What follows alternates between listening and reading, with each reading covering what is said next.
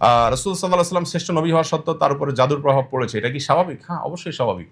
আর দুনিয়া বিল ওয়াসাইল লা বিল ফাজাইল, আরবিতে একটা প্রবাদ আছে, দুনিয়া তার সিস্টেমে চলবে। আপনি ওষুধ খাবেন, ভালো হবেন, ওষুধ খাবেন না, ভালো হবেন না। আপনি অসাবধানতা থাকবেন, আপনি অসুস্থ হবেন, সাবধান হবেন, অসুস্থ হবেন না। কোরআনে ইব্রাহিম আলাইহিস সালাম এক কঠিন আদব শিখিয়েছেন আমাদেরকে। আপনারা সবাই আয়াতগুলো অলরেডি তারাবিতে পড়া হয়ে গেছে, আপনারা জানেন। ওয়াল্লাযী হুয়া ইউহয়ী ওয়া ইউমীত, কি জানেন আয়াতটা? ওয়াইদা মারিজতু ফাহুয়া ইয়াশফিন ওয়াল্লাযী ইউমীতুনি সুম্মা ইউহয়ীন। তিনি সে আল্লাহ। আল্লাহ পরিচয় দিতে গিয়ে তিনি তার কওমকে বলেছিলেন যে তিনি আমাকে জীবন দেন, তিনি আমাকে মৃত্যু দেন। এগুলো সবগুলো আরবি গ্রামার যারা বোঝেন, আরবি গ্রামার অনুযায়ী মুতাআদ্দি ফেল, অর্থাৎ এমন ক্রিয়া যে ক্রিয়াতে কর্তা এবং কর্ম আলাদা থাকে।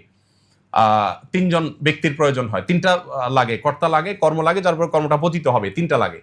এর পরের বাক্যটা বলছেন ওয়াল্লাযী ওয়াইদা মারিজতু ফাহুয়া ইয়াশফিন,